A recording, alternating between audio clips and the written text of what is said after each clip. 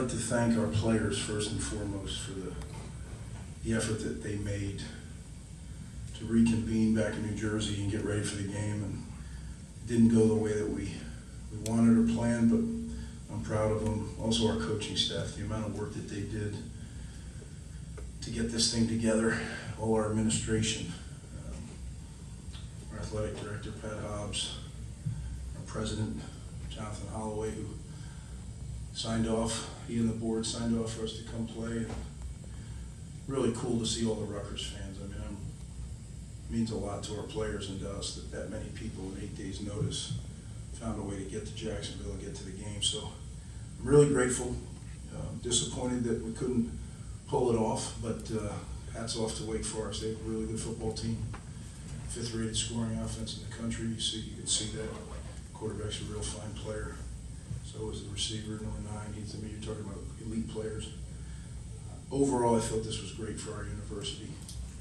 It was really, really good for our program.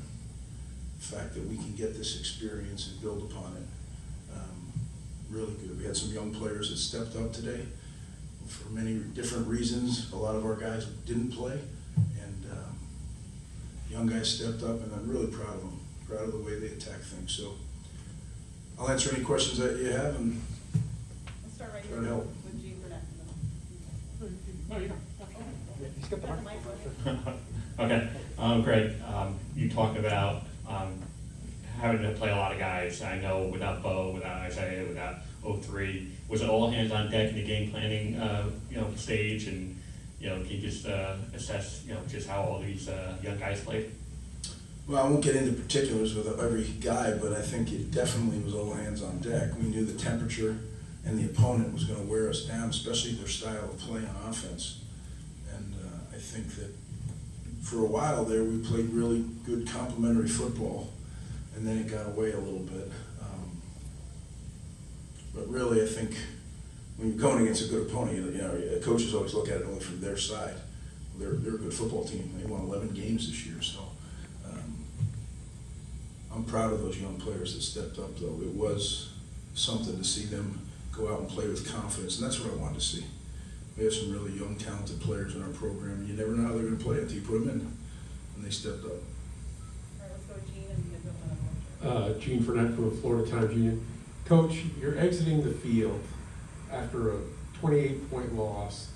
You're raising your fist in the air to fans who are clapping. That's not a typical exit from a game like that. Could you talk about what you were feeling at that moment? Well, I think, what we did has never been done before. And we had the expectation to win. We didn't come down here to keep it close or to make it look good. We came down here to win. But our fans, I was amazed. Honestly, I didn't notice. I was so into the game, I didn't notice until I was coming off the field. And I saw all our people in Scarlet. And I was taken back, like, wow, that's really cool that they would travel and do that. We'll never accept losing. That's not what we do. But in this situation, I was grateful for their support. And as a follow-up, 10, 20 years from now, will you remember more that you weren't able to win this game, or will you remember more what you did to get to this game? I will remember more about what we did to get to this game. This is the hardest week of work that I've ever done as a coach. And I've done it for 34 years. So yeah, I'll remember everything it took and all the people who made it possible, because I wasn't alone. There was a whole staff of people that went, I don't even say above and beyond, because that wasn't even, almost a little bit, unhealthy. But they wanted to do it, we wanted to do it, so we made it happen. Right here, quickly. And then we'll go over there to Interest Norton Status Network. Speak to the character of your team and how you feel it's going to bode as you enter into the 2022 season. Well, I am encouraged that our culture is growing and the foundation's been laid in our program. It means nothing, as I always tell our team, it means nothing unless we learn from it and get better from it. I don't believe there's such thing as failing unless you stop, unless you quit. You just keep failing forward until you are successful, right? And that's what we're going to do. We're building something here, and I thought this week was a very big, good step in our building process. Greg, this was the first extended look we really had of Gavin there. Was that always the plan? And overall, what did you think of the way he performed? Well, I had a different job today, so there were times that I was kind of just halfway paying attention. You know, I was calling the defense and doing all that stuff, and you know, we did it together, but I had to say, so I can't really tell you. I saw one time when he took off running, and I said, oh, he's going to get cut. No, he doesn't. So he's a talented guy. We all know that. He's a great kid. I think it's going to be a great competition come springtime. And but you know, I thought Noah played well. You know, I didn't think Evan got many opportunities. It just didn't kind of come out that way. But you know, we planned on playing all three quarterbacks. That was the plan. Yeah. You got one more right over there. Greg, Chris Eisenberg and Record. I guess you mentioned the other day how excited Johnny was to play in this game. I mean, I guess what was it like to see him have that type of game today? And how valuable is it to have a player who can do that? We've seen it all season, but just what it can do to your offense. Yeah, it's great. You know, he's a football player. You kind of open, if you looked in the dictionary, Johnny'd be staring you back under football player. You know, he loves the game. He's very talented, can do a lot of things.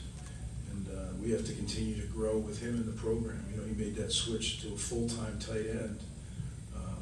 So I think he can be talented there along with Matt and Victor. So that room went from being one that we were really concerned about to being one that we're counting on. Any other questions for me? Take that one and we'll go there. Greg, I think we asked you like a month ago to assess the season. Now, you know, having a bowl game and having just, you know, a little bit of time to kind of let it all sink in, just how would you assess the season overall? Well, nothing's changed from what we assessed at the end of the season. There was an additional game, and kind of what I summed up today. I was really pleased. I thought I was going to have to wait till springtime to see that, and we actually got to see it against live competition against a really good football team. So that gives me a nice game to study and watch some of our younger players. And as a player, it's always nice to watch someone on tape do the technique, but it's really cool when you get to watch yourself do it. And I know that you should learn from other people, and they do, but when you watch yourself on the tape, that gives you another step in the learning. So some of these guys got quite a few plays on tape today. Yeah, Gary Spence, Florida Time. Gene, I know you're going to kind of play aggressive on offense, but whose idea was it to change quarterbacks 5 plays in a row? Sean had that one. I said to him, he said, "You sure?" I said, "Coach, you do what you think's best." And Sean's not afraid to be imaginative and try to do things if he thinks it's going to help us do it. He doesn't do it just to do it, but there's reasons behind everything. And like I said, I'm grateful that our staff, how hard they worked, and right up to the last play, trying to teach our players that you never ever let up. And you know, I said it in there that I didn't think our guys flinched at all, and they were disappointed about stuff, but they didn't flinch during the game, and that's part of CHOP. You got to be able to do that. I'll take one more for coach if there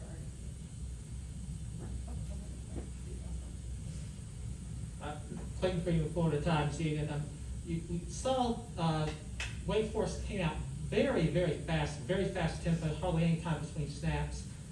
How difficult was that to prepare for, especially with the very limited time you had to prepare for that offense?